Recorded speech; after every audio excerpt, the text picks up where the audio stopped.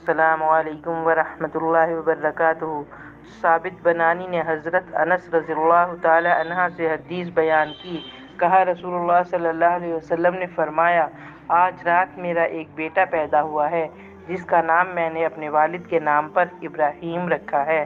پھر آپ صلی اللہ علیہ وسلم نے اس بچے کو ابو سیف نامی لوہار کی بیوی ام سیف رضی اللہ تعالی عنہ کے سپرد کر دیا۔ پھر ایک روز آپ صلی اللہ علیہ وسلم اس بچے کے پاس جانے کے لیے چل پڑے۔ میں آپ صلی اللہ علیہ وسلم کے پیچھے چلا۔ ہم ابو سیف کے پاس پہنچے۔ وہ بھٹی پھونک رہا تھا۔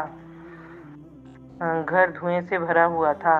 میں تیزی سے چلتا ہوا رسول اللہ صلی اللہ علیہ وسلم سے آگے ہو گیا اور کہا، ابو سیف رک جاؤ۔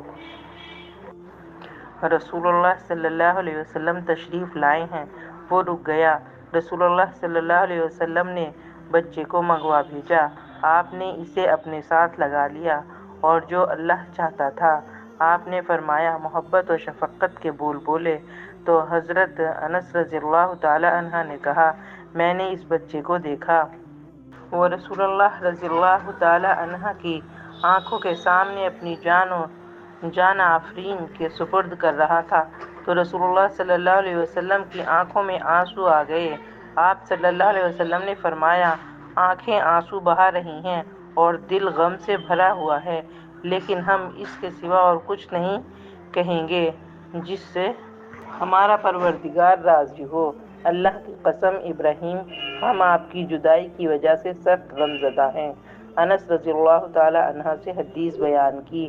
کہا رسول اللہ صلی اللہ علیہ وسلم نے فرمایا، عمرو بن سعید نے حضرت انس بن مالک رضی اللہ تعالی عنہ سے روایت کی۔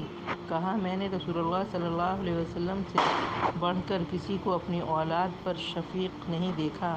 آپ کے فرزند حضرت ابراہیم رضی اللہ تعالی عنہ مدینہ کی بالائی بستی میں دودھ پیتے تھے۔ آپ صلی اللہ علیہ وسلم